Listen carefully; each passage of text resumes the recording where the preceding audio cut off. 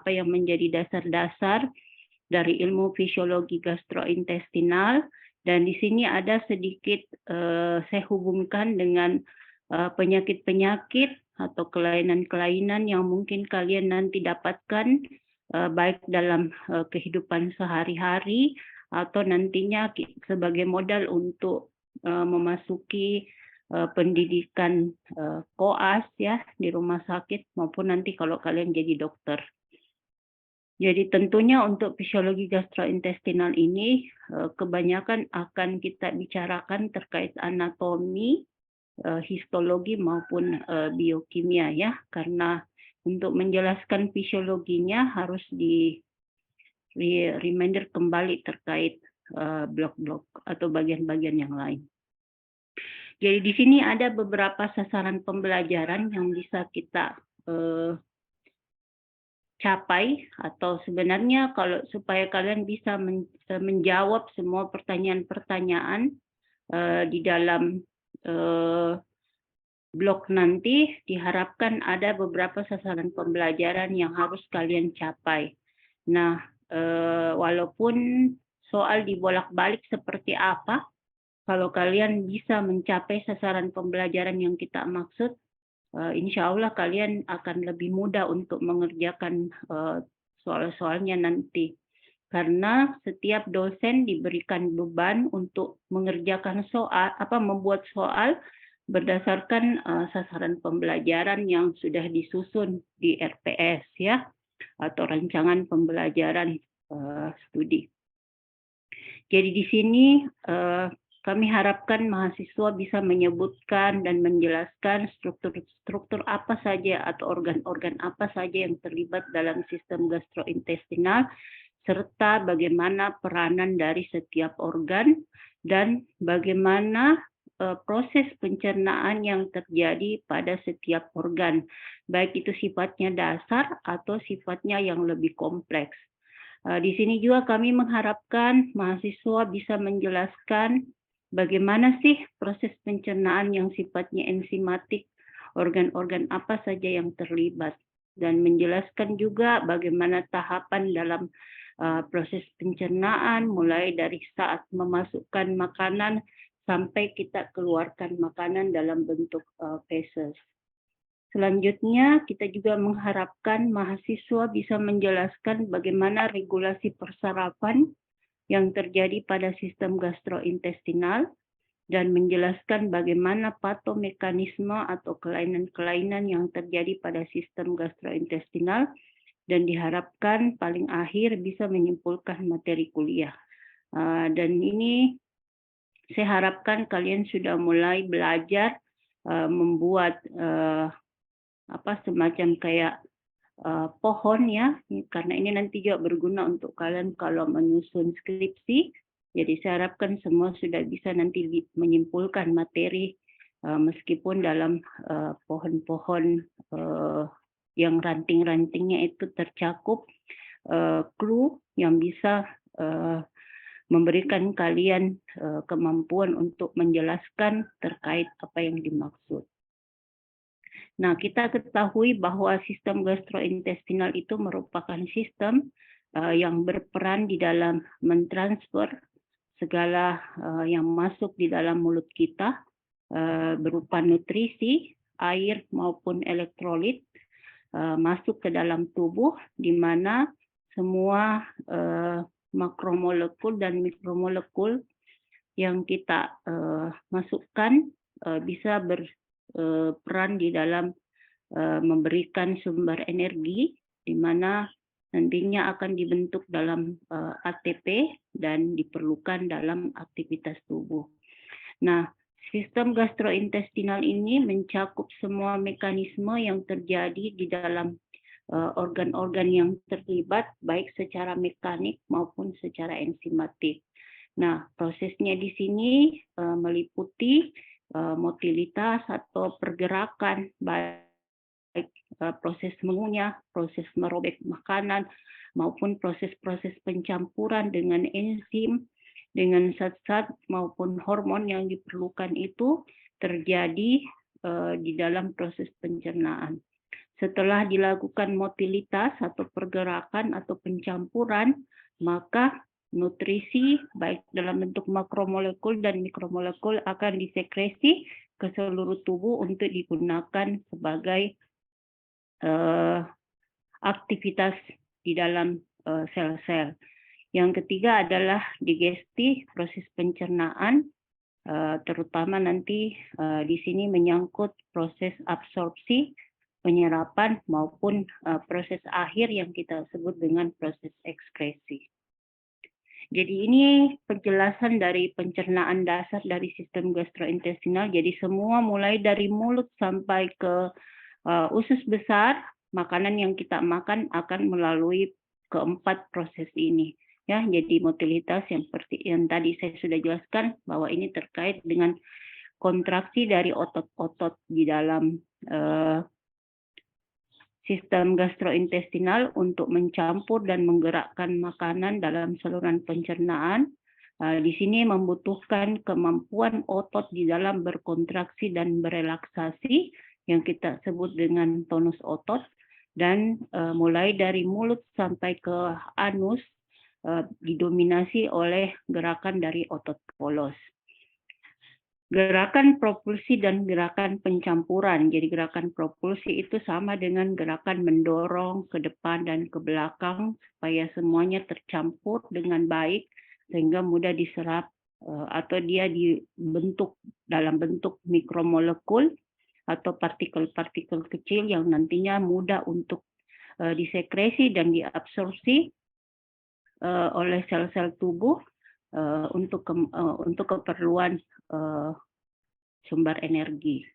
Yang kedua adalah sekresi. Nah, di sini sekresi selain yang terlibat adalah makromolekul dan mikromolekul itu sendiri, juga diperankan terutama oleh kelenjar eksokrin dan endokrin. Jadi kita tahu ada bagian organ-organ tubuh kita yang berperan sebagai eksokrin dan endokrin maupun keduanya. Contohnya di sini ya adalah pankreas. Jadi apa bedanya antara eksokrin dan endokrin? Kalau eksokrin itu dia memiliki saluran ya. Jadi begitu diperlukan langsung dilepaskan. Sedangkan endokrin itu dia membutuhkan mekanisme umpan balik, baik itu umpan balik positif maupun umpan balik negatif. Nah, di sini tidak memiliki saluran, jadi biasanya dia dialirkan berdasarkan pemicu atau stimulus. Contohnya, kalau kita lapar, maka tubuh kita akan memberikan respon, dan respon kita itu akan diteruskan ke otak bahwa glukosa di dalam sel-sel tubuh itu berkurang, sehingga dipiculah hipofise, terutama hipotalamus dulu ya, hipotalamus untuk merangsang hipofise anterior untuk melepaskan hormon yang akan menstimulus hormon-hormon insulin ya, atau hormon glukagon, sehingga cadangan-cadangan glukosa baik dalam bentuk karbohidrat maupun protein dan lemak akan dibongkar menjadi atau mengalami namanya glukolisis ya.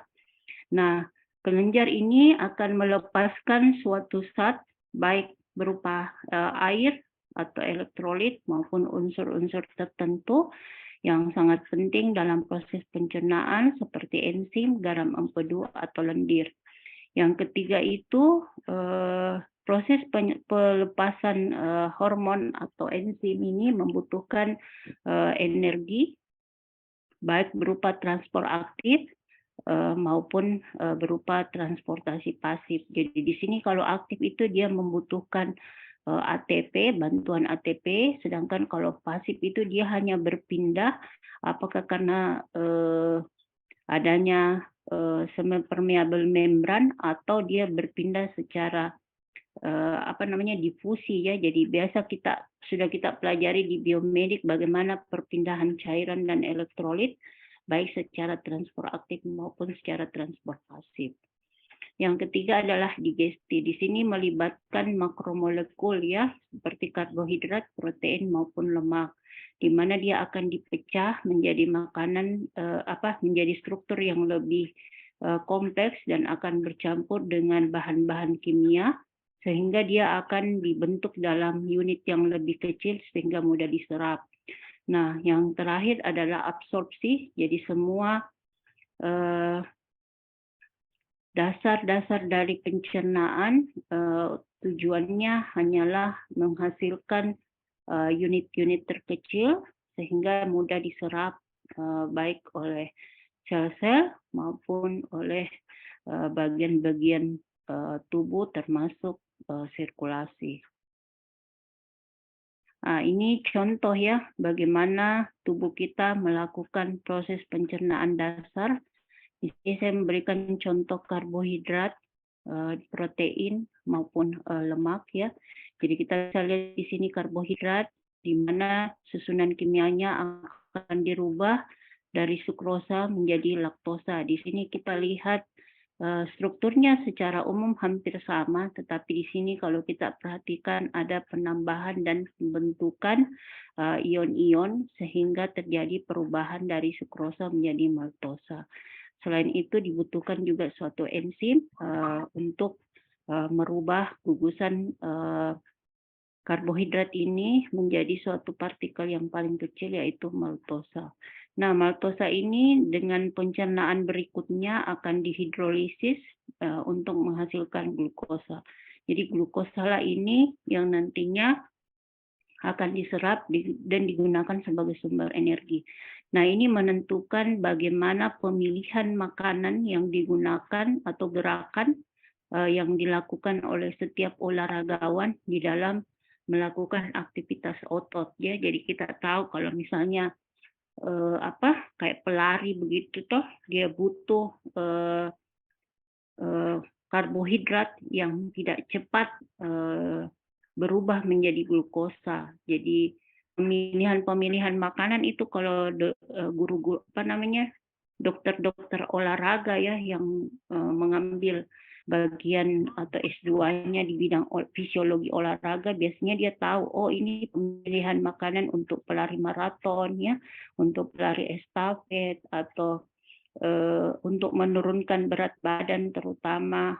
Jadi biasanya tuh mereka sudah modifikasi, oh ini makanan yang boleh dia makan, ini olahraga yang harus dia lakukan. Jadi kalau biasanya kalau kita mau menurunkan berat badan, jangan pilih olahraga lari ya, karena itu akan lebih menggunakan kadar glukosa yang cepat habis ya dibandingkan dalam proses penghancurannya. Jadi biasanya kita dikasih olahraga yang makanannya itu karbohidratnya yang padat atau masih utuh ya, dan disarankan untuk olahraga berjalan saja ya, tetapi membutuhkan waktu yang lebih panjang. Begitu juga pemain bulu tangkis ya, tenis meja atau tenis lapangan itu berbeda semua sumber makanan yang harus mereka konsumsi dibandingkan dengan misalnya sepak bola dan sebagainya ya.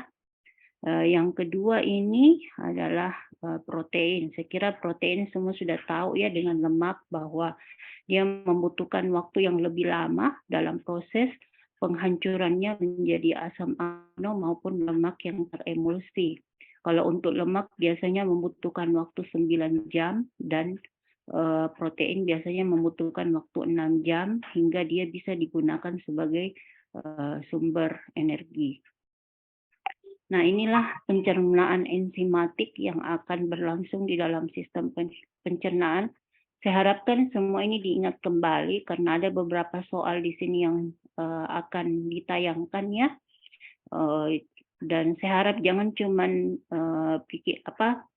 hafal misalnya maltosa ini akan berubah menjadi glukosa dengan glukosa ringan oleh enzim maltase, tapi perlu diingat yang paling penting di sini adalah posisinya, tempatnya.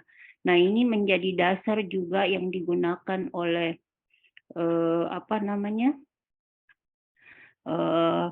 orang-orang gizi ya, untuk mengatur keseimbangan baik itu berat badan atau molekul-molekul atau elektrolit yang terdapat di dalam tubuh. Mereka sudah memilah obat-obatan yang nantinya akan bekerja misalnya pada duodenumnya kah, di lambungnya kah, ya, atau di tempat-tempat yang lain. Jadi tergantung nanti, makanya itu kita biasa menghitung. Ada orang yang menghitung kelebihan berat badannya itu di lengan, ya, di perut, ya, atau di tempat-tempat yang lainnya. Itu semua ada tujuannya. Bagaimana proses pemilihan makanan, pemilihan obat-obatan atau gerakan yang nantinya akan ditentukan atau kelebihan energi yang harus dilepaskan oleh pasien-pasien atau yang harus ditambahkan, itu semua sudah ditimbang-timbang, ya, sudah analisa lebih lanjut sehingga nanti pengobatan atau terapi yang diberikan itu bisa lebih tepat sasaran atau lebih efektif, ya. Jadi ini saya tidak perlu jelaskan karena kalian sudah dapatkan juga waktu di SMA, ya, di kuliah dibawakan di biomedik, biokimia, ya, semua ini sudah dibawakan.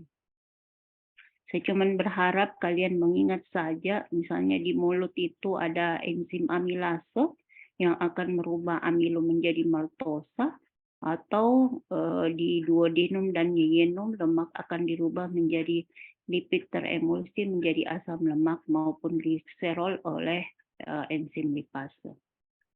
Ini sama, ya, cuma di sini nanti bedanya kalau saya di sini lebih menekankan peranan sekresinya itu dari arah mana, terus apa yang dia rubah dan diabsorpsi dalam bentuk apa. Ini lebih lengkap dibanding yang tadi, cuman di sini agak lebih kompleks dibanding dengan slide sebelumnya.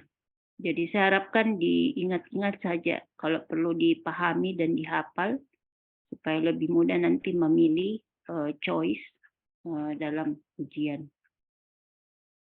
Ya, jadi ini struktur umum, ya, semua sudah tahu. Jadi secara umum itu mulai dari mulut sampai di anus, sistem gastrointestinal ini memiliki lapisan yang hampir sama, ya. Sebelumnya saya jelaskan dulu bahwa sistem gastrointestinal di sini organ-organ yang terlibat kita bagi dua, ya. Ada organ yang utama, ada juga yang organ aksesoris, ya. Jadi lapisannya di sini mulai dari lapisan lapisan paling dalam sampai keluar itu terdiri dari lapisan mukosa. Di lapisan mukosa itu ada epitel maupun lamina propria. Di sini nanti yang paling banyak diisi oleh lapisan-lapisan otot. Yang kedua adalah lapisan submukosa, ya. Jadi lapisan submukosa ini terdiri dari jaringan ikat. Di sini ada pembuluh darah, ya, pembuluh limpatik maupun plexus Meissner. Jadi sebenarnya kalau kita mau melihat contoh, ya, kalau misalnya ada pasien kita datang terus dia muntah darah, muntahnya itu bercampur dengan asam, ya. Jadi bagaimana kita mengenali bahwa dia muntahnya bercampur dengan asam? Biasanya itu dia berwarna kehitaman, ya. Jadi kita bisa berpikir bahwa kelainannya ini atau lukanya yang terjadi pada baik usus maupun lambungnya itu sudah mencapai lapisan di submukosa, ya. Kalau dia muntah tapi tidak bercampur dengan darah, kemungkinan masih lukanya itu masih berada di lapisan mukosa. Tetapi kalau dia sudah menembus lapisan submukosa, pasti akan menimbulkan rasa nyeri yang hebat, ya. Akan terdapat pembuluh darah yang mengalami disfungsi atau robek, dan biasanya terjadi gangguan-gangguan persarafan maupun timbulnya rasa nyeri, ya. Yang ketiga adalah lapisan muskularis eksterna. Di sini lapisan muskularis eksterna kebanyakan diisi oleh lapisan otot yang berada dalam keadaan yang tersusun secara sirkular maupun longitudinal, dan di antara lapisan otot tersebut ada namanya plexus mentoricus dan plexus aorba, ya. Saya harapkan kalian mencari apa itu plexus mentoricus dan plexus aorba, karena saya lupa soalku saya bikin di biomedik 2 atau di struktur umum gastrointestinal ini, ya. Silakan dicari apa itu plexus mentoricus dan apa kaitannya dengan penyakit-penyakit tertentu. Yang keempat adalah lapisan serosa, ya. Jadi lapisan serosa ini merupakan lapisan yang paling luar. Dia memiliki kemampuan sebagai mekanisme protektif dini atau pertahanan dini karena dia mengeluarkan berupa respon-respon jika terjadi atau terpapar dengan bahan asing, karena dia mampu mengeluarkan cairan encer yang licin. Selain untuk mencegah terjadinya gesekan antara organ pencernaan jaringan, juga sebagai mekanisme pertahanan dini.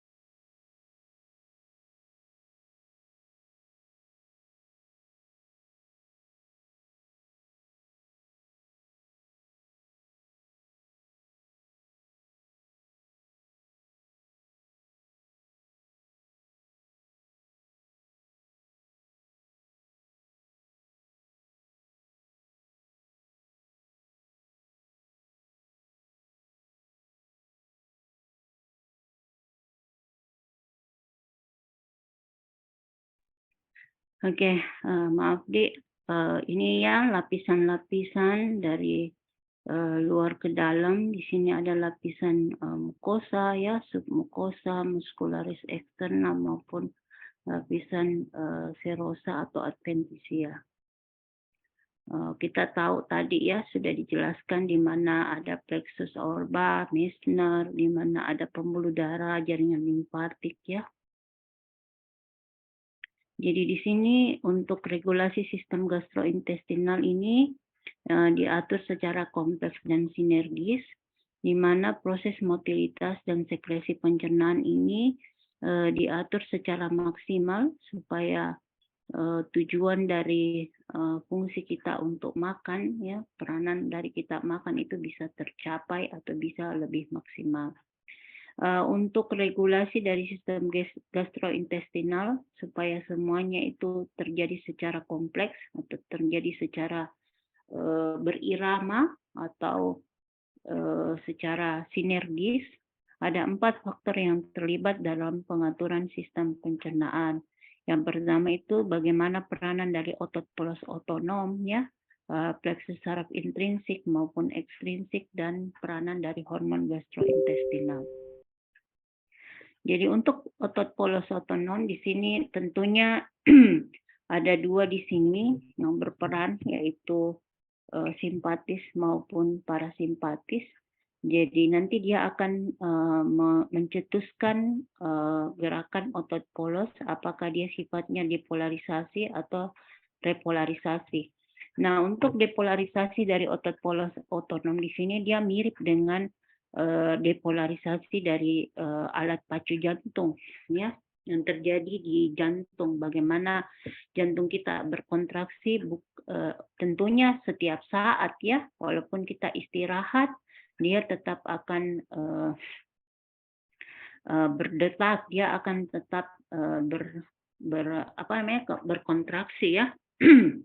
Jadi kalau ada di sini orang bisa memerintahkan ususnya berhenti berkontraksi atau berperistaltik, berarti saya tidak tahu dia keturunan waham apa, begitu, ya. Jadi kalau otot polos otonom itu tidak bisa perintahkan.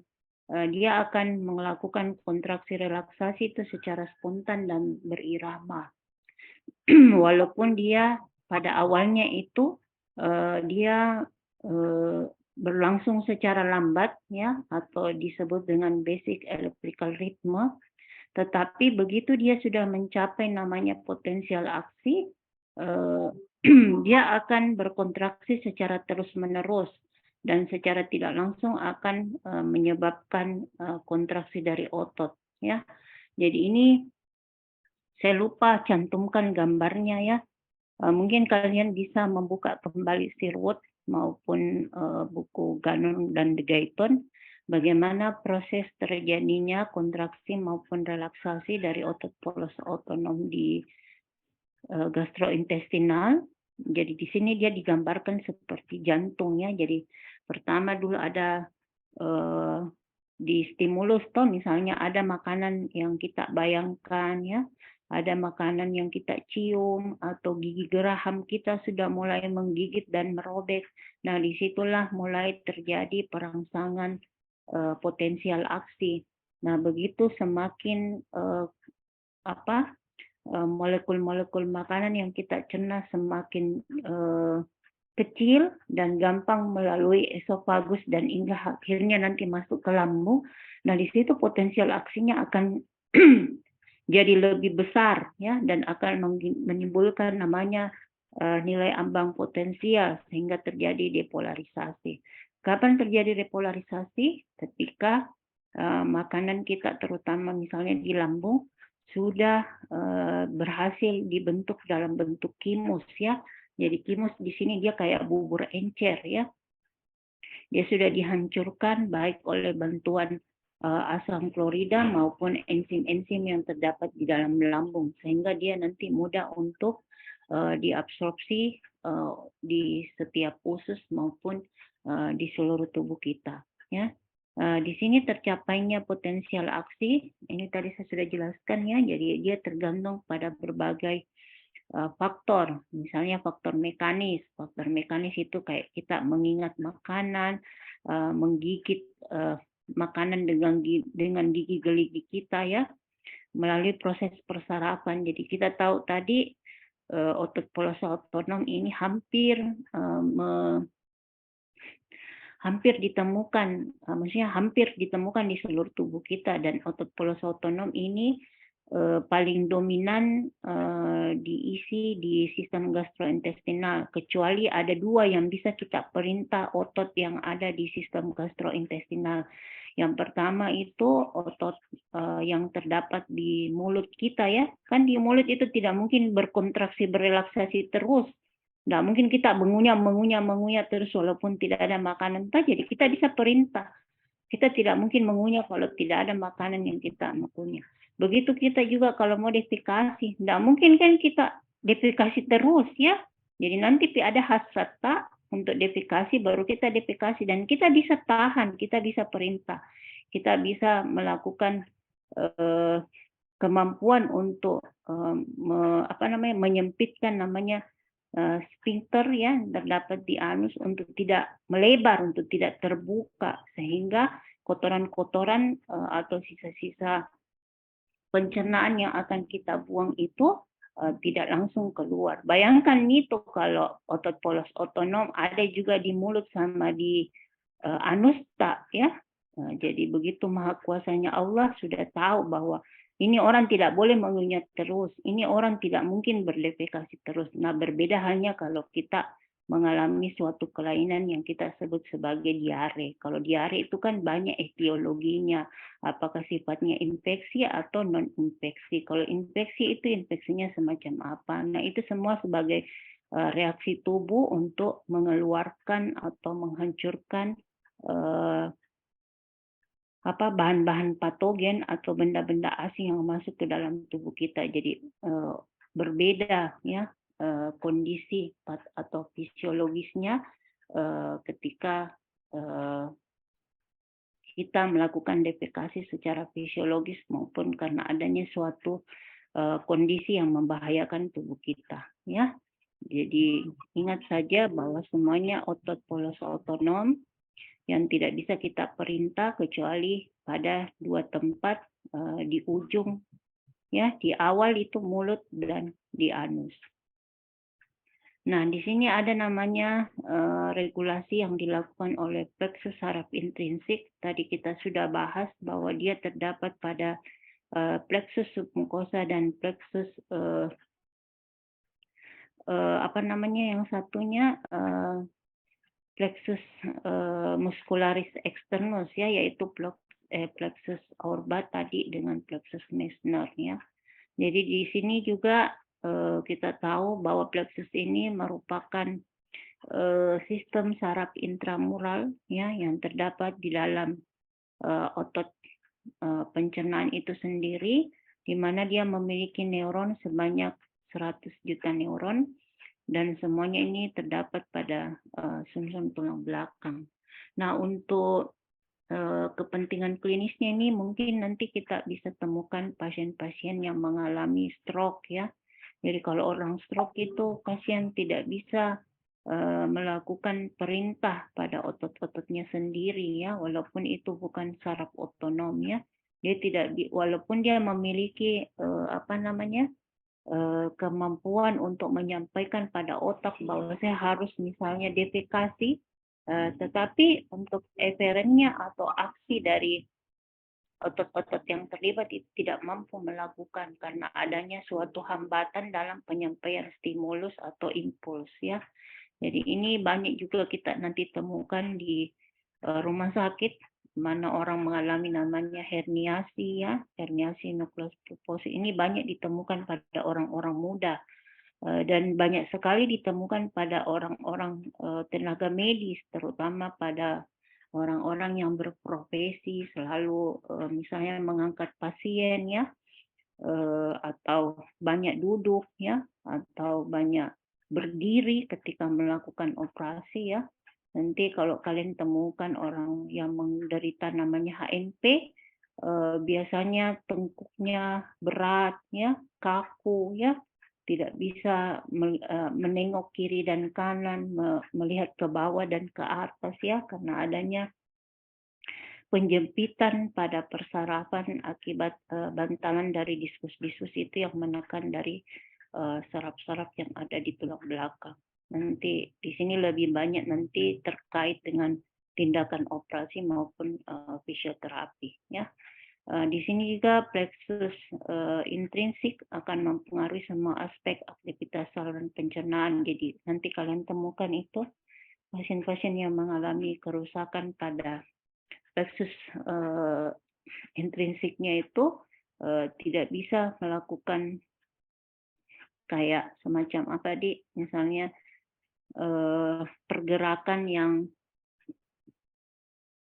apa namanya pergerakan yang disadari maupun kemampuan dari otot-otot otonomnya itu mengalami pengurangan. Jadi walaupun dia makan tidak bisa tercerna dengan baik karena kemampuan penyampaian impuls dari plexus ini mengalami gangguan. Mungkin ada yang tidak bisa mengunyah, ya, atau tidak bisa defekasi, ya, atau makromolekul makanan-makanan yang dia makan itu tidak bisa menjadi mikromolekul yang mudah untuk diabsorpsi.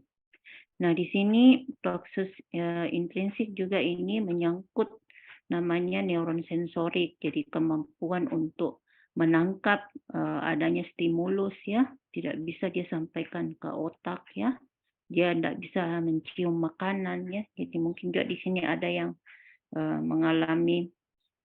pernah mengalami COVID-19, ya. Jadi di sini juga diinervasi oleh plexus intrinsik, terutama di bagian saluran pernapasan.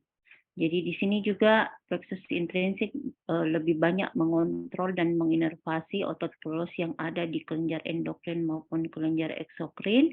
Dia juga mempengaruhi motilitas dari saluran pencernaan dan berperan dalam sekresi maupun pelepasan dari hormon-hormon gastrointestinal.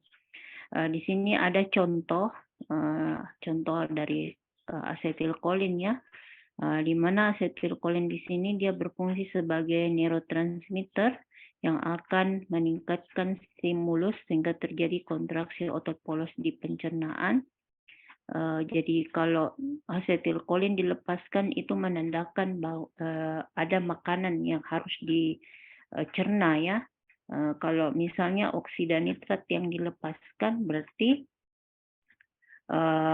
tidak ada makanan, jadi proses digesti maupun motilitas itu berkurang sehingga memberikan perintah kepada tubuh kita untuk tidak melakukan kontraksi ya.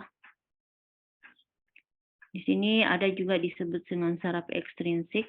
Jadi sebenarnya ini saraf ekstrinsik merupakan kumpulan dari kedua sistem saraf otonom, baik simpatis maupun parasimpatis untuk mengatur proses pencernaan.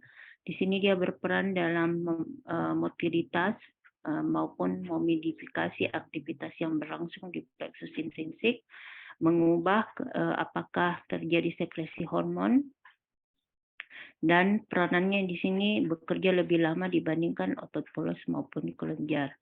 Nah, di sini saraf simpatis maupun parasimpatis untuk di saluran cerna itu biasanya terjadi secara berlawanan ya.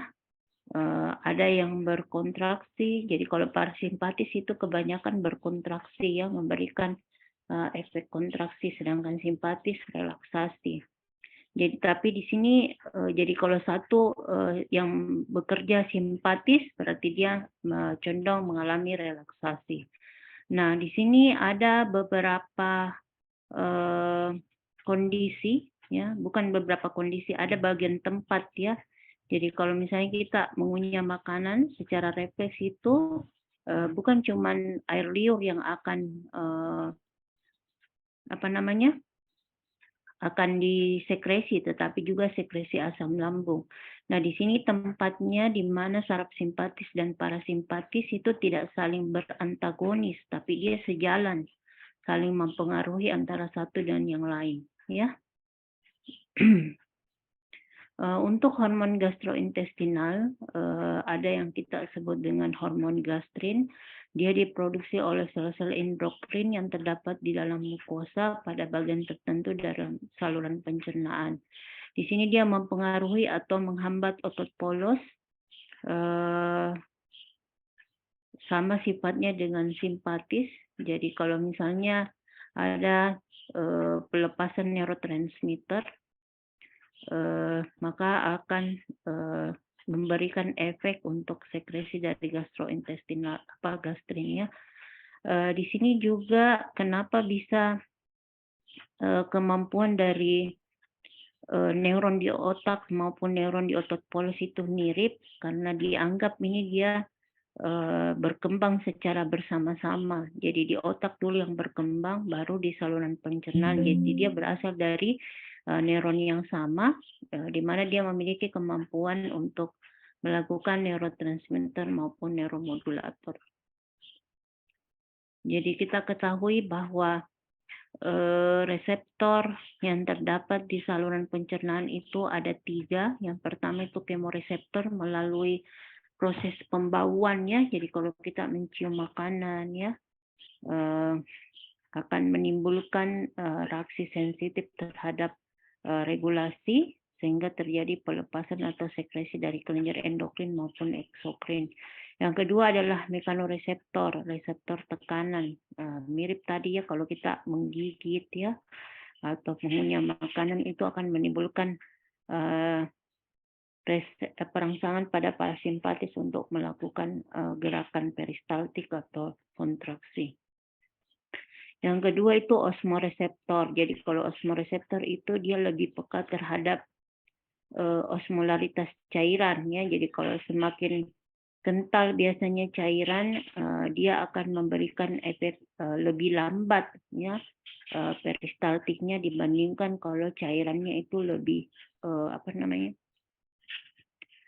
lebih encer ya, lebih jernih. Itu akan memberikan efek perangsangan pada parasimpatis ya. Untuk aktivitas reseptor ini dia bisa menimbulkan dua jenis refleks saraf, yaitu refleks pendek dan refleks panjang. Apa itu refleks panjang maupun refleks pendek? Di sini digambarkan di buku Sherwood bahwa ketika terjadi peningkatan secara eksternal, maka akan terjadi refleks yang sifatnya pendek untuk mengaktifkan atau menstimulus nervus otonom secara ekstrinsik, sehingga akan memicu otot-otot polos untuk berkontraksi. Kelenjar endokrin maupun kelenjar eksokrin itu akan bersekresi. Sedangkan untuk refleks yang refleks yang panjang ya, di sini tidak lagi melalui jalur-jalur perangsangan melewati jalur-jalur biasanya. Di sini dia langsung memberikan stimulus. Nah, yang kalau kita lihat di sini gambarnya, kalau untuk eksternal, kalau untuk ekstrinsik autonom, dia lebih banyak diperankan dalam refleks panjang ya. Sedangkan untuk intrinsik versus intrinsik itu dia lebih banyak berperan dalam refleks pendek. Sedangkan selain refleks pendek maupun refleks panjang di sini, ada campur tangan langsung dari kelenjar endokrin ya, atau kelenjar eksokrin untuk melepaskan hormon-hormon yang dibutuhkan dalam proses pencernaan. Jadi selain ini reseptor yang memberikan refleks panjang maupun pendek untuk tujuannya satu, untuk menstimulus semua gerakan motilitas ya, gerakan digesti maupun gerakan sekresi itu tidak dibantu juga dengan peranan dari hormon gastrointestinal. Saya kira dengan melihat gambar ini akan lebih memudahkan kalian ya. Di sini ada juga satu soal ya, mohon dipelajari dengan baik supaya nanti jawabannya tidak terbalik ya. Ya, ini struktur umum dari struktur gastrointestinal, jadi makanan yang sudah tercampur dengan enzim di mulut akan masuk ke dalam lambung. Di lambung dia akan bercampur dengan HCl atau asam hidroklorida. Nantinya akan diserap di usus halus dengan bantuan dari garam empedu yang diproduksi dari gallbladder maupun enzim-enzim pankreas akan diserap di usus dan akan masuk ke dinding-dinding dari usus-usus halus. Disinilah nanti akan terjadi proses absorpsi dan masuk ke dalam sirkulasi untuk dialirkan ke seluruh sel, baik itu rambut, kulit, persarafan, tulang maupun otot. Ini tadi kita sudah ketahui ya bahwa untuk traktus digestivus atau gastrointestinal ada dua organ yang berperan secara garis besar. Ada organ utama yaitu mulut, pharynx ya, ada esofagus, lambung, dan usus besar maupun usus halus. Sedangkan untuk organ aksesoris ada komponen di dalam mulut yaitu gigi, lidah maupun kelenjar saliva, dibantu dengan hepar maupun kandung empedu, dan terakhir adalah pankreas. Di sini juga ada soal yang satu ya, jadi mohon jangan terbalik nanti menjawabnya.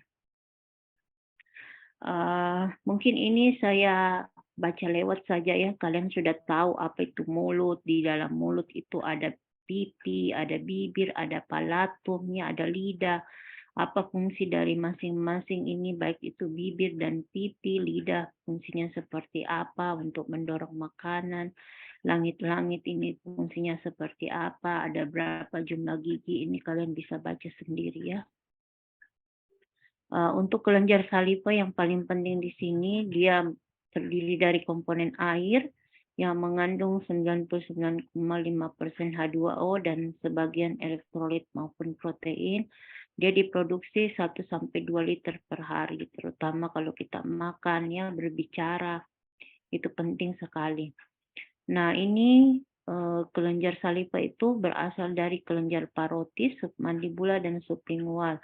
Jadi nanti ada kelainan-kelainan yang bisa terjadi di daerah kelenjar parotis, submandibula, dan sublingual yang bisa mempengaruhi pelepasan dari kelenjar saliva. Nah, di sini dia sifatnya parasimpatis dan simpatis. Nah, di sini dia sifatnya tidak antagonis, tidak berlawanan, tetapi dia saling memberikan umpan balik positif. Meskipun nantinya kekuatan dari tonus-tonus otot maupun karakteristik dari air liur ya yang dihasilkan itu akan berbeda tergantung dari kuantitas dari makanan. Jadi kalau makanan yang kita makan terlalu banyak, otomatis parasimpatis kita yang akan berperan lebih cepat ya, lebih dominan karena harus mengunyah makanan yang lebih besar. Begitu pula kalau misalnya makanan kita lebih kental ya, cairannya juga akan mempengaruhi perangsangan dari parasimpatis maupun simpatis. Nah, untuk peningkatan dari sekresi saliva ini dipengaruhi oleh beberapa faktor, baik oleh faktor refleks dari saliva itu sendiri yang sifatnya simple maupun kondisional. Di sini dia mengandung enzim amilase untuk mengubah amilum menjadi maltosa dan berfungsi sebagai pencernaan enzimatik, melembabkan partikel makanan sebagai antibakteri, memudahkan artikulasi dalam proses pengucapan maupun dia sebagai buffer dari bikarbonat. Jadi dia mengandung keseimbangan asam basa ketika tubuh kita mengalami gangguan keseimbangan asam basa. Nah, di sini ada tugas, saya harapkan kalian membaca ya, karena ada soal yang terkait dengan apa itu serostomia ya. Di sini nanti mungkin saya akan memberikan klinisnya seperti apa dan kalian bisa mengaitkan dengan clue-clue yang terkait dengan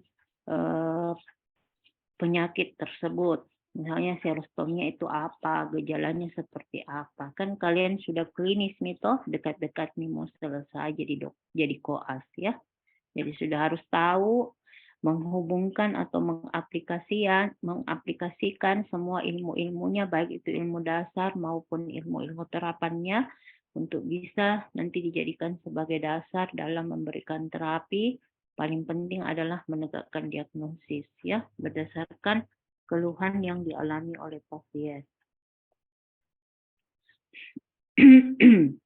Ini tadi ya bagaimana perangsangan di medula oblongata terkait sebagai senter dari salivari, di mana tekanan reseptor dari tekanan maupun kemoreseptor yang sifatnya kimia maupun kondisi-kondisi yang sifatnya tidak ada penekanan, baik itu ini seperti memikirkan makanan, melihat makanan atau mencium makanan itu semuanya akan merangsang pusat dari salivari di medula. Hal ini akan menyebabkan perangsangan pada nervus otonom ke saliva glandula atau kelenjar saliva sehingga terjadi sekresi dari saliva. Di sini ada ini yang disebut sebagai simple reflex ya. Sedangkan di sini adalah conditional reflex. Jadi kalau ada kelainan pada kelenjar parotis maupun kelenjar mandibula atau kelenjar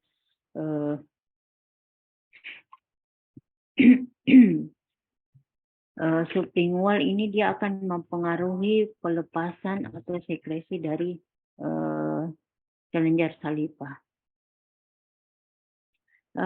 Organ yang kedua, organ utama yang kedua adalah pharynx ya. Nah, pharynx di sini itu dia menghubungkan rongga mulut ke kerongkongan maupun ke hidung. Jadi di sini nanti penting sekali kita mempelajari kenapa orang bisa tersedak ya, kenapa orang bisa bersendawa. Nah, ini ada peranannya dari pharynx karena kita tahu di sini nasofaring nanti akan memberikan dua jalan ya, apakah dia masuk ke saluran pernapasan atau dia masuk ke dalam saluran pencernaan. Makanya kita kenal nanti namanya orofaringeal maupun laryngofaringeal ya. Jadi dia di sini memiliki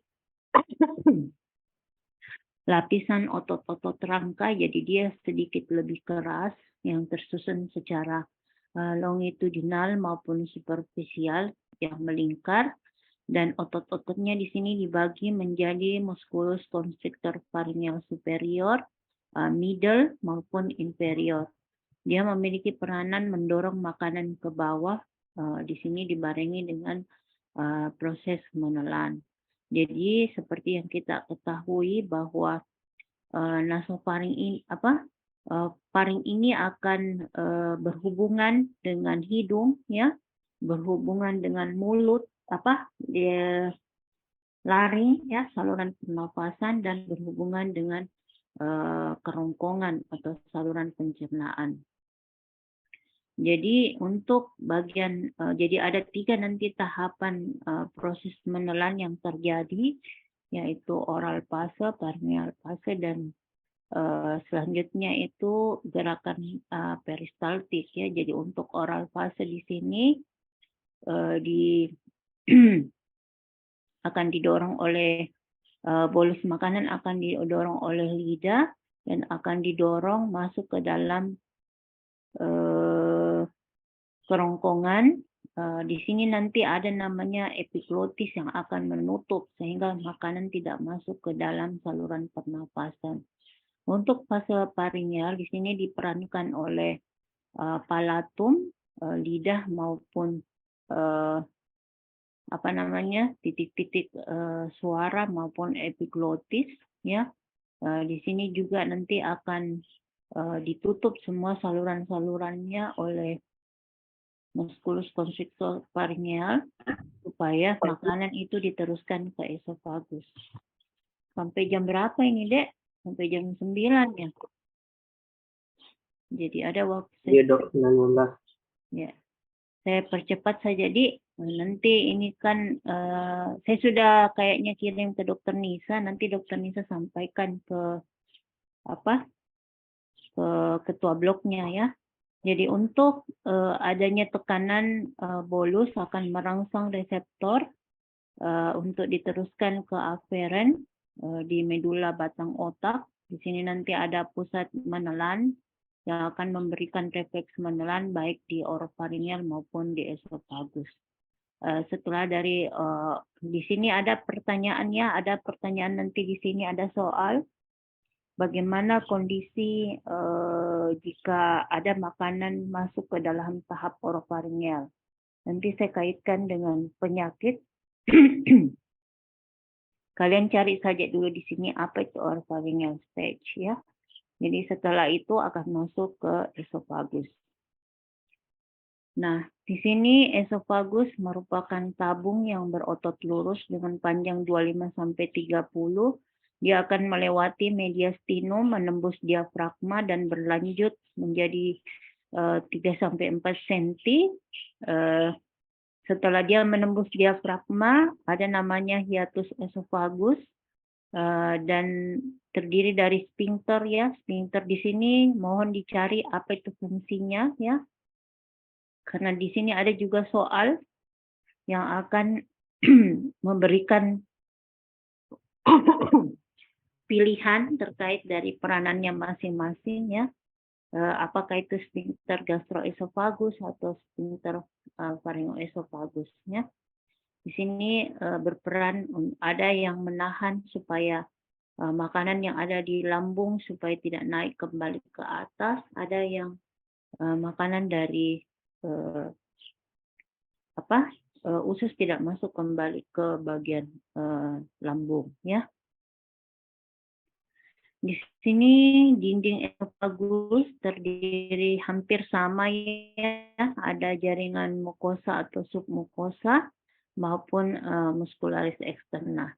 Di sini saya memberikan clue terkait sendawa ya, atau Burping, di sini kita akan punya juga soal bagaimana sih patomekanisme terjadinya orang bersendawa, apa yang terjadi pada pharynx maupun esofagusnya, bagaimana kondisinya sampai orang menimbulkan sendawa, ya.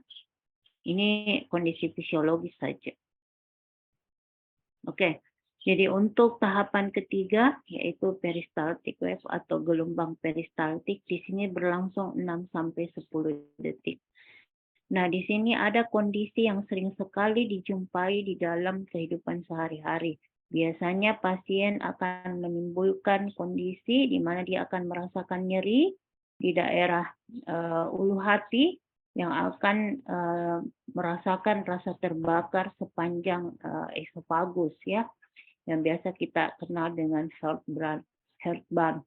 Jadi kira-kira apa yang terjadi pada kondisi ini? Bagaimana gejala klinisnya? Kenapa dia bisa merasakan kenapa bisa dirasakan pada orang-orang terutama laki-laki, ya, berumur di atas 60 tahun? Kenapa gejalanya mirip dengan penyakit-penyakit jantung? Kenapa nyerinya harus bersifat menjalar, ya? Ini ada juga satu soal, ya. Jadi kalau saya kasih clue-clue tanda tanya begini, mohon dipelajari lebih lanjut karena saya yakin tidak bagus juga kalau saya yang jelaskan, karena takutnya saya mengambil nanti ranahnya orang interna, ya. Karena di interna nanti ini dijelaskan semua apa sih itu ulcer peptik, apa itu gastritis, bagaimana membedakan dengan heartburn, rasa terbakar di kerongkongan, ya, dan sebagainya. Nanti saya cuma mengaitkan saja untuk mengembalikan bagaimana kondisi fisiologisnya yang seharusnya, ya. Oke, ini anatomi lambung. Jadi secara anatomis dia sebenarnya dalam kondisi yang kosong. Nanti bisa diisi, nanti dia akan mulai proses pencernaan kalau terisi makanan 50-100 ml, maksimalnya 2 liter. Terdiri dari 3 bagian, ada bagian kardium, fundus maupun korpus, dan sebagian menjadi antrum, ya. Ini berfungsi untuk memompa kimus atau bubur makanan ke duodenum. Ini fungsi-fungsi dari lambung, ya. Jadi banyak fungsinya. Selain dia melepaskan HCl, dia juga bisa menyimpan makanan yang dicerna, dan bagaimana kondisi makanan setelah akan dikosongkan dan dialirkan ke duodenum. Ini bisa kita lihat bagaimana proses gerakan untuk mencampur maupun mengosongkan isi lambung. Di sini sudah ada tahapan-tahapannya. Bisa kalian baca juga di Sherwood maupun di Ganong maupun Gatornya. Jadi itu buku buku acuannya yang kita gunakan untuk fisiologi maupun untuk jadi pegangannya kita di fisiologi. Kalau ada yang tidak punya e-booknya, nanti bisa minta ke teman-temannya. Saya lihat di sini ada asisten faal, ya. Atau kalau tidak nanti japri saja, nanti saya kirimkan beberapa buku e-book, ya. Di sini ada faktor-faktor yang akan meregulasi bagaimana proses motilitas maupun proses pengosongan dari lambung, ya. Jadi ini kalau misalnya dia di lambung, volume dari kimus itu sendiri dan bagaimana derajat kekentalan dari suatu kimus. Nah, ini adalah model regulasinya, apa yang akan dilakukan dan bagaimana efek terhadap gerakan dari lambung dan proses yang akan terjadi. Ya, kalian bisa baca di sini, ya. Jadi kalau orang emosi, ya, bagaimana kalau dia merasakan nyeri yang hebat, ya, apa yang terjadi, apakah dia dipengaruhi oleh di luar dari sistem digestivus, ya, atau terjadi di dalam duodenum maupun lambung itu sendiri. Jadi kita ketahui bahwa lambung itu akan melakukan sekresi baik asam, enzim maupun mukus. Di sini ada fungsi dari masing-masing komponen yang disekresi oleh lambung ya. Kalian bisa baca. Jadi di sini kita bisa melihat ya bahwa di dalam lambung itu ada namanya lambung bisa berperan sebagai kelenjar eksokrin maupun kelenjar endokrin. Untuk kelenjar eksokrin dia diperankan oleh 3 tipe sel, yaitu sel mukos, sel sif maupun sel parietal. Di sini ada satu soal ya, mohon diperhatikan bagaimana fungsinya, stimulusnya diperankan oleh apa, kondisi apa, dan produksi-produksi yang dilepaskan dan apa peranannya ya. Misalnya ini gesel ya dilepaskan oleh gas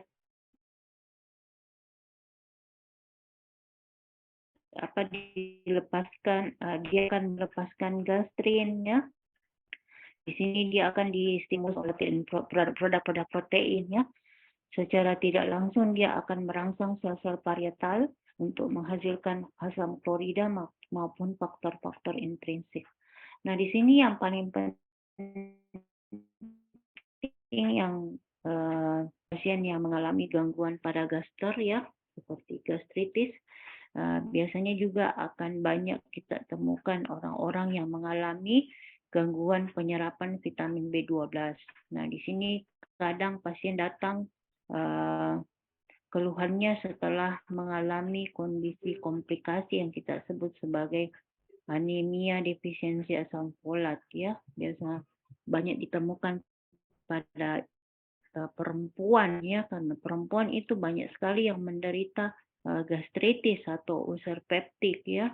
Apakah karena kondisi psikisnya yang lebih banyak tekanan ya, atau lebih banyak mengurangi jumlah makanan intake ya untuk kesehatan atau kecantikan ya. Kalau laki-laki biasanya dia lebih banyak dipengaruhi sama konsumsi penggunaan rokok ya. Jadi di sini kita bisa nanti melihat sel-sel apa nanti yang diperankan, sel-sel apa nanti yang memerankan fungsinya masing-masing dan bagaimana stimulus yang terjadi. Ini adalah mekanisme sekresi HCl ya. Bagaimana jadi ini bagian dari lumen gaster.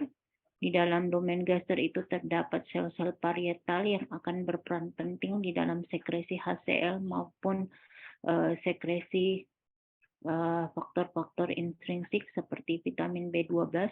Jadi ini ada kondisi dalam yang dipengaruhi oleh kadar asam maupun basa di plasma, di mana kalau klorida ini akan masuk ke dalam lumen sel yang nantinya akan melalui namanya transport aktif, dia akan mempengaruhi keseimbangan asam di dalam sel-sel parietal maupun plasma ya. Jadi kita tahu bahwa keseimbangan asam basa itu diperankan oleh ion hidrogen sebagai pendonor H+ ya, pendonor asam atau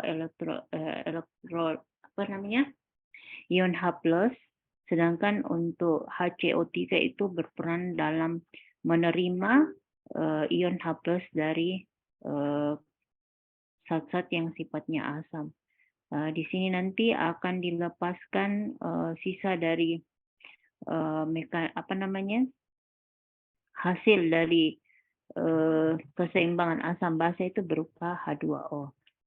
Selain itu dia diperankan juga oleh saluran metabolisme baik dari hasil metabolisme sel maupun dari hasil respirasi. Ini adalah fungsi dari HCl, dia mengaktifkan pepsinogen, membantu pemecahan jaringan ikat, sifatnya denaturasi protein, maupun dia juga bisa sebagai pembunuh sebagian besar mikroorganisme yang tertelan bersama makanan. Jadi kadar HCl di dalam lambung itu sangat tinggi. Kenapa dia tidak mempengaruhi atau menimbulkan ini asamnya itu termasuk asam kuat ya. Kenapa dia tidak menimbulkan luka? Karena dia berada di dalam suatu lumen gaster. Jadi kalau lumen gaster itu menembus namanya jaringan submukosa atau jaringan mukosa dan submukosa saja mengalami disfungsi endotel atau disfungsi dari atau luka ya, maka paparan asam yang dilepaskan oleh lambung itu akan melukai daerah sekitar otot yang terdapat di dalam lumen gaster. Disitulah nanti akan timbul keluhan. Jadi selama kondisi lapisan-lapisan otot kita itu dalam keadaan intak, sekuat apapun asamnya itu klorida di dalam gaster, dia tidak akan memberikan efek apapun ke dalam tubuh kita. Kecuali kalau terjadi kondisi-kondisi yang sifatnya patologis ya di dalam lumen gaster, maka akan menyebabkan HCl ini terpapar dengan struktur yang terdapat pada lumen gaster. Ya, itu nanti yang akan menimbulkan keluhan. Ini ada tahapan-tahapan dalam proses pengeluaran getah lambung. Di sini ada 3 fase ya. Yang pertama adalah fase sefalik. Ini kondisi-kondisi yang menyebabkan stimulus dari fase sefalik atau psikoneural ya. Jadi di sini kita bisa melihat regulasinya. Jadi begitu otak mengirimkan sinyal pada lambung untuk memproduksi HCl, maka secara tidak langsung sel-sel parietal akan melepaskan asam lambung. Selain itu, otak juga akan menstimulus sel-sel G untuk melepaskan gastrin, di mana gastrin ini akan memberikan efek umpan balik positif kepada sel parietal untuk menghasilkan namanya HCl. Nah, ini terjadi di sini terjadi proses keseimbangan ya. Jadi gastrin di sini nanti yang akan memicu atau menghambat supaya produksi HCl ditingkatkan atau dihambat ya.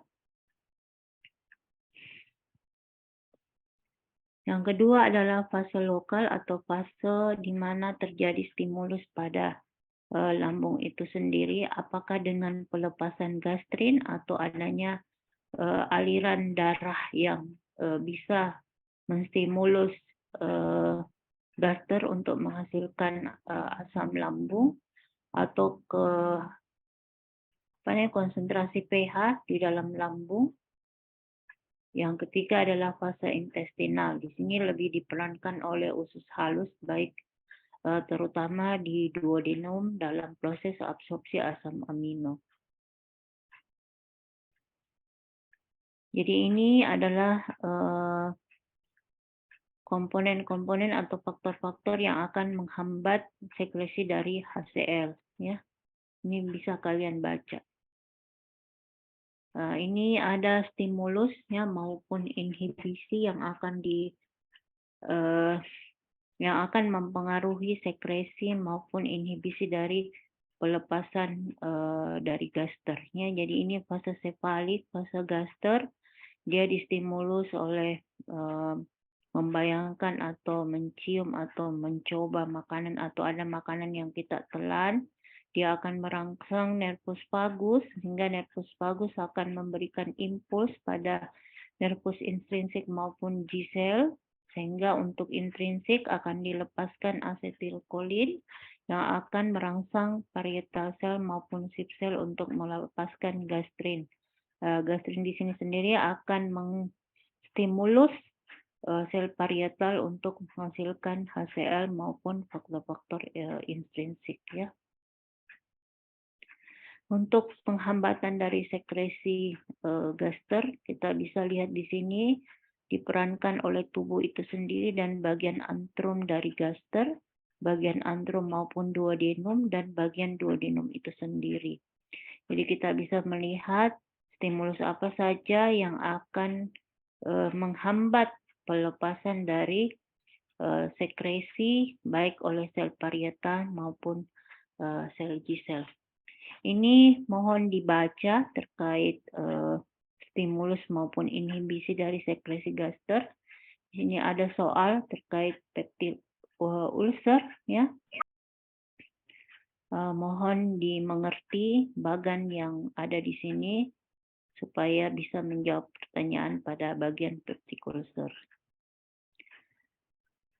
Itu tadi semua. Ini saya sebenarnya kita bahas dulu semua terkait organ-organ utama ya, tapi di sini saya selipkan pankreas karena dia sebelum masuk ke organ-organ berikutnya, dia ada peranan dari sekresi dari pankreas. Tidak apa-apa ya, saya kembali saja supaya tidak lama lagi pindah-pindahnya.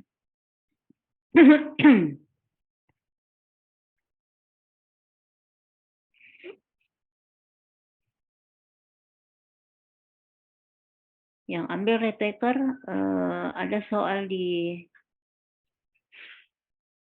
bagian pankreas ya, yang ambil retaker untuk biomedik 2. Jadi kita tahu bahwa pankreas itu di dalamnya terdiri dari beberapa sel, yaitu sel asini, sel kelenjar atau ductus sel maupun sel endokrin. Nah, mungkin yang paling banyak nanti kita terpapar di sini ya adalah sel endokrin, yaitu sel alfa yang akan mensekresi glukagon, sel beta yang akan melepaskan insulin maupun Langerhans ya. Di sini nanti kita akan lebih banyak bercerita kondisi apa atau sekresi hormon apa yang dilepaskan oleh pankreas ketika kita berpuasa ya, atau ketika kita dalam kondisi kenyang ya, dan bagaimana mekanisme dari kelenjar pankreas ketika terjadi namanya kelainan-kelainan endokrin ya, baik itu kelainan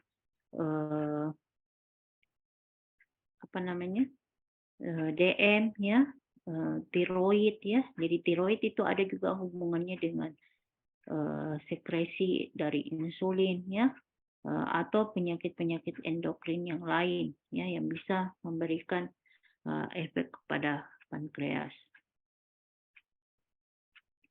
Jadi ini fungsi dari pankreas sebagai enzim pencernaan kelenjar eksokrin maupun kelenjar endokrin untuk mengatur keseimbangan glukosa di dalam tubuh, apakah dia melepaskan glukagon atau melepaskan insulin, tergantung dari kondisi-kondisi yang terjadi di dalam tubuh. Ini yang paling penting ya, bahwa pankreas selain sebagai kelenjar endokrin yang akan melepaskan hormon, dia juga merupakan kelenjar eksokrin yang akan melepaskan proenzim atau zimogen dan enzim pankreas itu sendiri.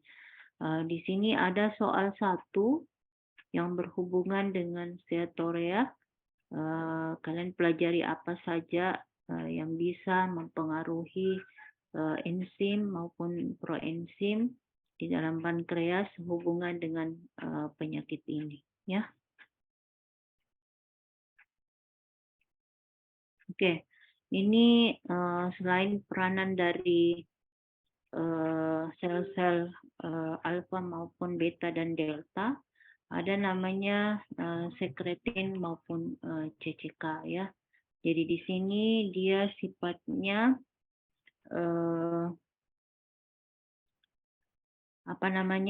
juga diperankan juga diperlukan dalam proses digesti atau proses pencernaan. Jadi kalau terjadi peningkatan kadar natrium bikarbonat ya di dalam lumen terutama lumen duodenum, maka untuk menetralisasinya asam yang terdapat di dalam lumen duodenum akan merangsang pelepasan dari mukosa duodenal untuk menstimulus kelenjar pankreas sehingga terjadi pelepasan pelepasan dari natrium hidroklorida. Di sini dalam proses pencernaan bahwa lemak ya salah satunya adalah lemak yang diproduksi maupun protein yang terdapat di lumen duodenal di sini akan merangsang pelepasan CCK, di mana CCK ini berperan di dalam menjaga sirkulasi dan akan merangsang sel-sel asinus di pankreas untuk mensekresi enzim-enzim yang terdapat di dalam pankreas untuk diperankan di dalam lumen duodenal. Jadi semua enzim maupun proenzim yang dilepaskan oleh pankreas itu kebanyakan digunakan di dalam duodenum atau usus halus. Organ aksesoris yang kedua adalah hati ya. Jadi kita tahu hati begitu banyak fungsinya dan peranannya baik sebagai tempat sintesis ya, tempat detoksifikasi ya, tempat penyimpanan baik itu glikogen, besi, lemak ya, tempat untuk mengaktifasi ya, untuk mensekresi ya, dan melepaskan protein-protein yang kita butuhkan ketika terjadi inflamasi ya. Di sini juga terjadi proses sintesis dan proses perubahan kolesterol menjadi kolesterol dan bilirubin. Dia juga berperan di dalam menghilangkan bakteri yang terdapat pada sel darah merah yang rusak. Jadi dia salah satunya sebagai sel reticular endothelium. Ya, ini gambar dari kelenjar pankreas ya, struktur anatomi dan kantong empedu. Ini kalian bisa baca apa itu getah empedu ya, bagaimana peranannya. Jadi dia dilepaskan kebanyakan dalam bentuk garam. Makanya orang-orang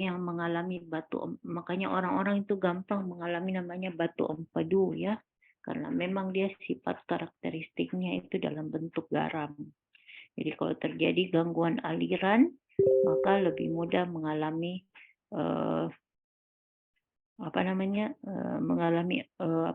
pengerasan atau obstruksi yang menyebabkan obstruksi di saluran empedu. Di sini ada soal, saya lupa tulis ya cluenya.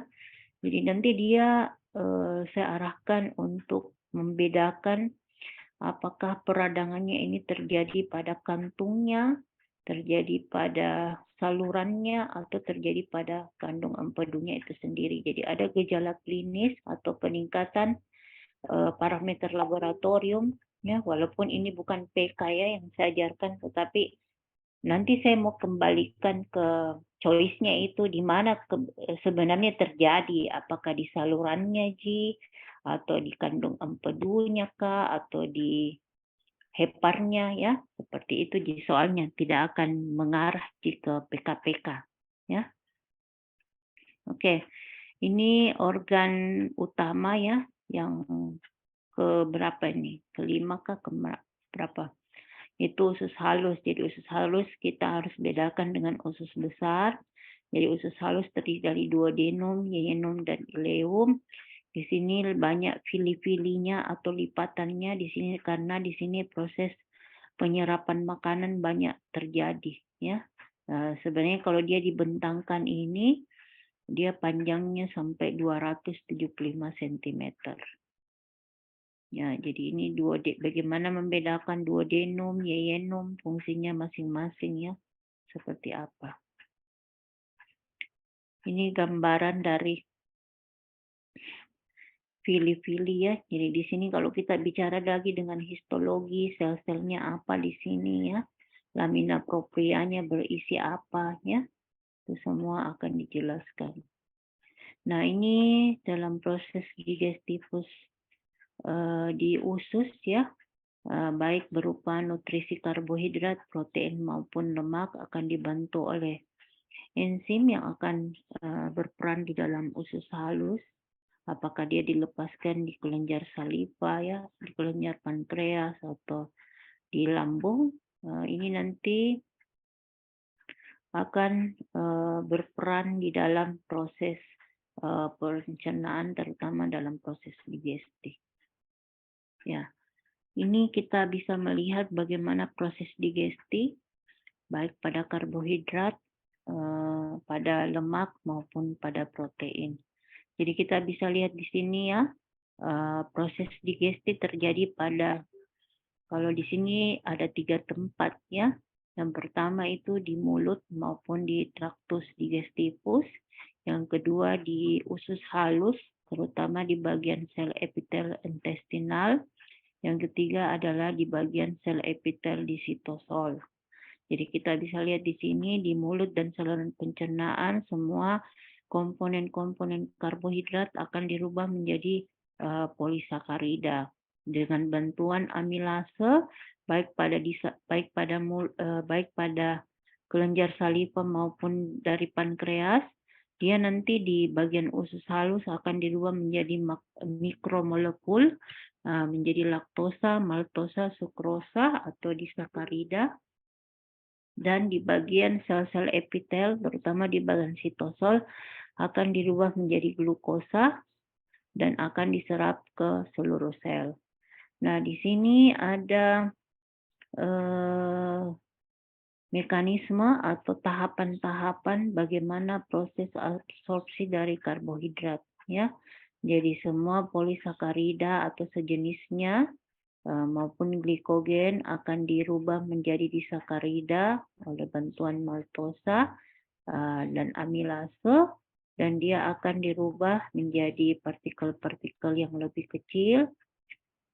Kalau dia sudah menjadi monosakarida atau glukosa, dia akan ditransfer ke dalam sel melalui proton pump ion natrium untuk dengan bantuan namanya energi dependent secondary active transport ya, dan akan masuk ke dalam lumen dari usus halus. Nah, monosakarida ini akan masuk ke dalam sel, selanjutnya akan masuk ke dalam sel dan akan melalui proses difusi melalui GLUT5 ya. Jadi di sini nanti kita bisa lihat bagaimana proses perubahan hingga masuknya glukosa ke dalam sel ya. Di sini kita bisa melihat bahwa glukosa ini akan masuk ke dalam sel melalui transport yang sifatnya berdifusi ya, atau sebenarnya kalau tergantung molekulnya. Kalau molekulnya sudah dalam bentuk partikel kecil, biasanya dia melalui difusi saja, simple diffusion atau transfer pasif ya, tergantung lagi bagaimana proses yang terjadi atau hasil akhir dari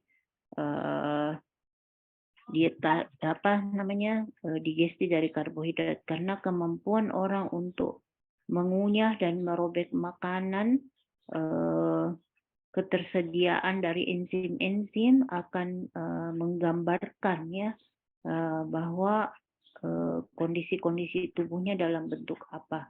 Ada yang merasa makannya sudah banyak sekali tapi tidak mau kurus, tidak mau gemuk-gemuk ya. Mungkin itu dipengaruhi sama proses digesti ya. Yang kedua, ada orang merasa tidak makan apa-apa, tidak terlalu banyak mengkonsumsi karbohidrat, lemak. Tapi kenapa trigliseridanya tinggi sekali ya? Ada orang yang kurus sekali, tapi kenapa profil lipidnya meningkat, dislipidemia. Nah, ini menentukan sekali bagaimana kemampuan seseorang di dalam melakukan proses pencernaan dasar, mulai dari proses mengunyah, merobek ya, memotong-motong makanan, ketersediaan kelenjar saliva, bagaimana bolus-bolus makanan yang ditelan, gerakan peristaltik yang terjadi, stimulus dari pusat otak ya sebagai otak maupun serabut-serabut aferen maupun eferen, kerjasama dari sinergis potensial aksi, pelepasan endokrin maupun hormon, maupun peranan dari kelenjar eksokrin, bagaimana struktur anatomi dari organ-organ yang berperan dalam sistem pencernaan itu semua akan menggambarkan kondisi-kondisi tubuh setiap orang akan berbeda-beda. Ada orang merasa, kenapa saya tidak makan apa-apa? Ternyata kondisi dia mengalami namanya diare, sembelit, ya. Ada juga orang sering merasa anemis ya, itu semua diperankan dengan kemampuan dari struktur tubuh kita di dalam memainkan peranannya, terutama dalam proses pencernaan ya. Di sini juga ada proses digesti dari protein, jadi kita tahu bahwa protein yang kita makan akan dipecah menjadi asam amino, dan asam amino nanti ini akan diabsorpsi ya di dalam sel-sel epitel ya. Ini kalau untuk protein tadi melalui proses simple diffusion. Kalau untuk asam amino dia diperankan oleh natrium pump, dan ada peranan dari hidrogen ya di dalam mencegah terjadinya ketidakseimbangan ya. Jadi kita tahu bahwa asam amino itu ada sifatnya esensial dan ada sifatnya non esensial. Jadi kalau non esensial itu tidak disiapkan di dalam tubuh, berarti kita harus intake sendiri ya dari luar. Jadi di sini juga ada nanti peranannya bagaimana proses penyembuhan luka ya, karena kita tahu fungsi dari protein sebagai apa, bagaimana struktur pembentukan otot tubuh ya, bagaimana peranan dalam keseimbangan nutrisi ya. Jadi kita tahu itu protein terdiri dari albumin dan globulin ya. Jadi peranan dari albumin dan globulin ini tentunya penting sekali, baik sebagai media transport ya, maupun dia sebagai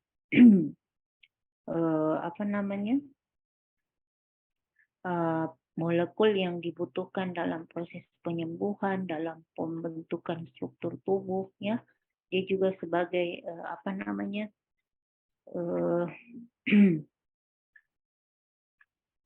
pengikat ya, vitamin-vitamin. Jadi biar banyak kita makan vitamin, tapi kalau protein yang kita konsumsi kurang, otomatis vitamin yang kita makan juga tidak akan tersalurkan ke dalam sel-sel, karena semua itu membutuhkan suatu keseimbangan ya.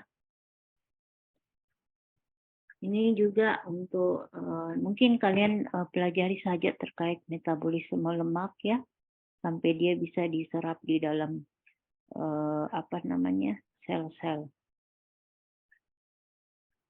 Selain ketiga makromolekul,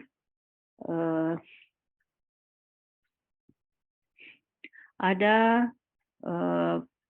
ion yang sangat dibutuhkan di dalam tubuh kita dan sangat berperan penting di dalam proses pencernaan yang kita kenal sebagai besi ya, zat besi. Jadi zat besi ini banyak sekali fungsinya. Selain dia berperan dalam pembentukan sel darah merah, dia juga berperan di dalam metabolisme tubuh yang lain. Jadi besi ini kita kenal profilnya ada 3 macam yang utama ya. Yang pertama itu adalah Fe di dalam serum atau kita kenal dengan Fe serum. Yang kedua adalah ferritin ya atau cadangan. Yang ketiga adalah transferin. Nah, ion ini berperan terutama juga di dalam proses inflamasi. Ya. Jadi kenapa pada penyakit-penyakit kronik itu baik itu Fe serum maupun ferritin di dalam sirkulasi itu berkurang ya. Di sini ada soal ya, saya lupa masukkan. Jadi bagaimana peranannya profil besi di dalam proses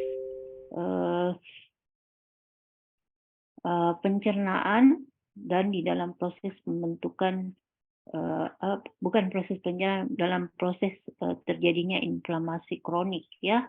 Apa peranannya di sini dan kenapa di dalam sirkulasi dia tidak sangat menurun ya, dan kenapa transferin sebagai membran, transport membrannya itu cadangannya tidak berkurang, tetap begitu saja meskipun Fe serum maupun ferritinnya berkurang ya.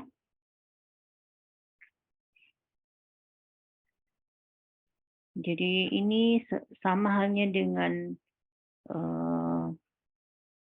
gerakan peristaltik maupun gerakan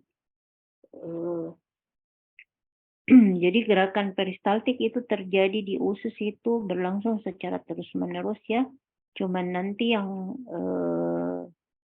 tidak ada istilahnya dia berelaksasi, tidak berhenti. Cuman waktu iramanya yang mengalami berkurang ya. Jadi kalau banyak makanan bisa mencapai gerakannya itu bisa mencapai 30 sampai 120 cm per menit. Tapi kalau misalnya dia mau mengosongkan, biasanya dia tidak terlalu meningkat peristaltiknya. Nah ini juga menjadi acuan, menjadi ukuran untuk setiap klinisi atau nakes untuk menilai bagaimana kondisi usus halus melalui pemeriksaan peristaltik. Ya, jadi mungkin kalian selalu melakukan pemeriksaan fisis untuk abdomen. Kenapa harus kita lakukan dulu auskultasi sebelum melakukan palpasi atau perkusi ya. Ini menjaga supaya gerakan peristaltiknya tidak mendapatkan intervensi. Jadi kita bisa tahu oh peristaltiknya meningkat, berarti ada kondisi di mana usus halus mau mengosongkan isinya atau peristaltiknya melemah, kira-kira apa yang terjadi ya, seperti itu. Ini gerakan peristaltik untuk pengosongan maupun pengolahan makanan di dalam usus halus sangat penting dan sangat mendominasi gerakan yang terjadi dan ini berlaku secara otonom atau berlangsung terus-menerus dan tidak mengikuti stimulus atau perintah ya dari manusia itu sendiri.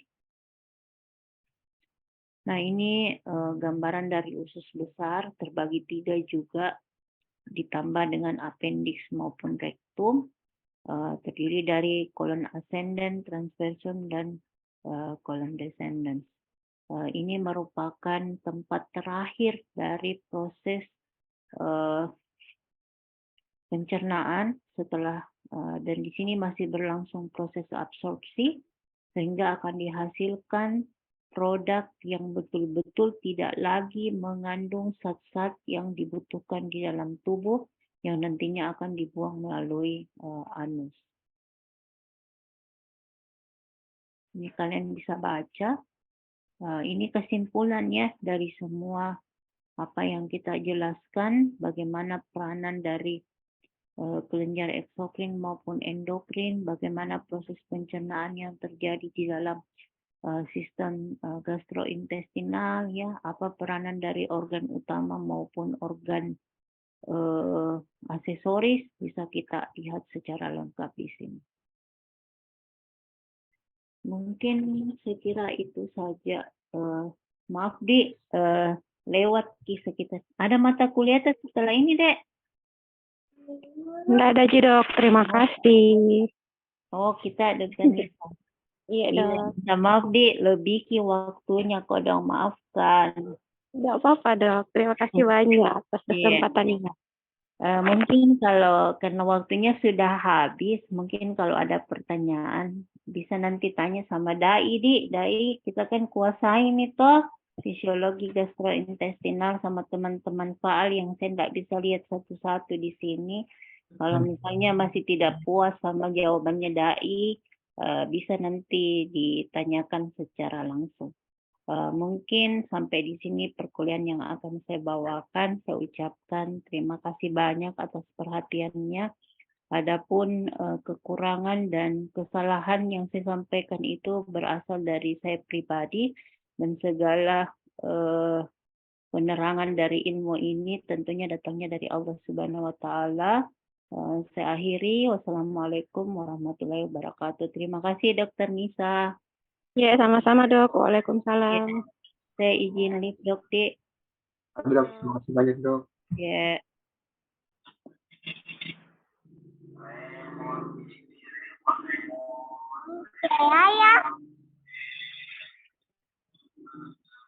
Tunggu sebentar, bayar mandi.